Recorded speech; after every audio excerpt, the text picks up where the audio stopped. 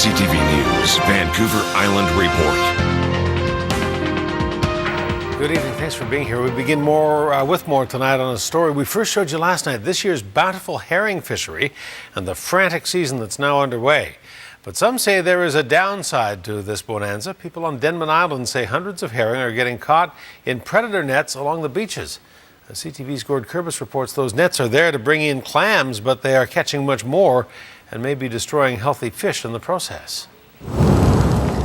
It's being called a torturous and needless way for herring to die, and they're dying in large numbers along the shorelines of Denman Island. It's very disturbing. These herring travel from all over to come back here to lay their eggs on the beach.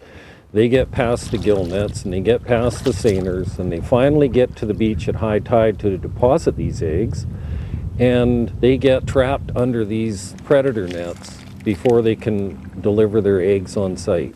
John Johnson is a director of the Association for Denman Island Marine Stewards. He says predator nets being used by the local shellfish industry are taking the lives of passing herring. Our best case scenario is that they find another method to, or at least define whether there is in actual fact a predator issue here. Certainly I would like to see the nets removed. The herring fleet has been active in the waters off of Vancouver Island for the past several days. Johnson's wife was trying to document the fishery when she discovered many of the herring are dying along the shorelines. In 2009, we observed the same thing. There was thousands of them on the west shore that are getting caught in these predator nets. And this year we've noticed hundreds, where we're not too sure if there's more. We've only observed 3 different areas where the same thing is happening. The BC Shellfish Growers Association says the herring discovered in the netting is likely the result of the commercial herring fishery. The association says the herring were likely affected by the fishery, dying in the water and then washed up, getting tangled in the nets. The BC Shellfish Growers Association says its members are very careful to monitor and maintain any predator nets that they have in use.